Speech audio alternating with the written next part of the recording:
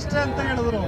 ನಾವು ಹೇಳಿದ್ವಿ ಇಲ್ಲ, ಇಡೀ ಒಂದು ಏನು ನೀಟು ಪರೀಕ್ಷೆನಲ್ಲಿ ಬಹಳ ಅವ್ಯವಹಾರ ಭ್ರಷ್ಟಾಚಾರ ನಡೆದಿದೆ.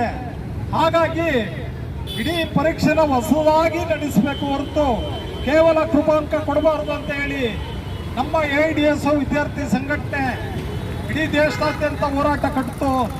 ಅದರ ನಂತರ ಅದು ಎಲ್ಲ ಕಡೆ ವೈರಲ್ ಆದ್ಮೇಲೆ, ಎಲ್ಲ ಕಡೆ ಬಂದ ಮೇಲೆ ಇದೇ ಧರ್ಮೇಂದ್ರ ಪ್ರಧಾನ ಹೇಳಿಕೆ ಕೊಟ್ಟರು. ಇಲ್ಲ, ಕೆಲವು ಹಗರಣಗಳು ಬಯಲಿಗೆ ಬಂದಿದೆ, ಸ್ವಲ್ಪ ಮಟ್ಟಿಗಿನ ಭ್ರಷ್ಟಾಚಾರ ನಡೆದಿದೆ ಅಂತ ಒಪ್ಕೋಬೇಕಾಯ್ತು. ಸ್ನೇಹಿತರೆ, ಯಾಕೆ ಹೇಳ್ತಾ ಇದ್ದೀವಿ ಇದನ್ನ ಅಂತ ಹೇಳಿದ್ರೆ, ಇವತ್ತು ಬಿಜೆಪಿ ಆಗಲಿ ಕಾಂಗ್ರೆಸ್ ಆಗಲಿ ಸಂಪೂರ್ಣವಾಗಿ ಜನಸಾಮಾನ್ಯರನ್ನ, ರೈತರನ್ನ, ಕಾರ್ಮಿಕರನ್ನ, ಅವರ ಹಿತಾಸಕ್ತಿನ